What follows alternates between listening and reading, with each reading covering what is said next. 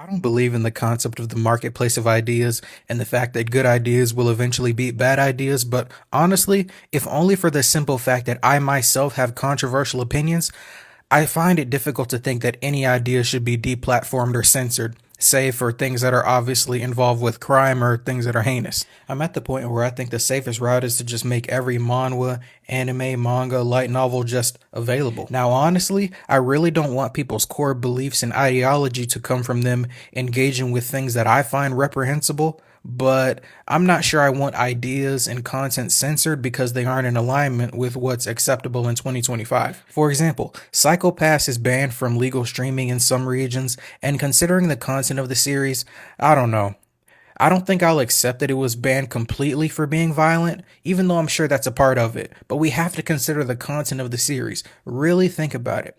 Government overreach, predictive policing, rogue AI. Come on now, guys. It's hard to decide exactly what the line should be with censorship and deplatforming, because there's the fact that engaging with certain topics and ideas makes it a lot easier to understand why they don't really make sense. One of my favorite examples is the idea that more choice makes people better off.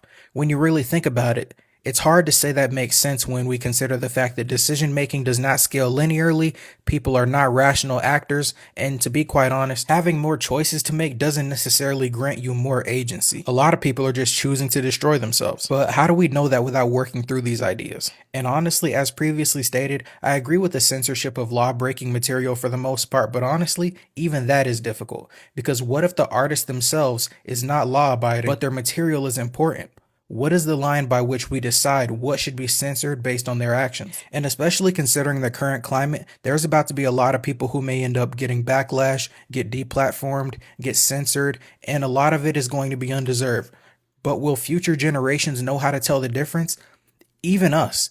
You're not telling the truth if you say that you're going to keep track of every single person who was unfairly blackballed. There has never been a time in history where people have done that. And one of the scariest parts for me is the fact that even if you don't actively stop engaging with someone's work, it could just randomly stop appearing in your feed one day. It could randomly stop being recommended to you on Amazon and Goodreads.com.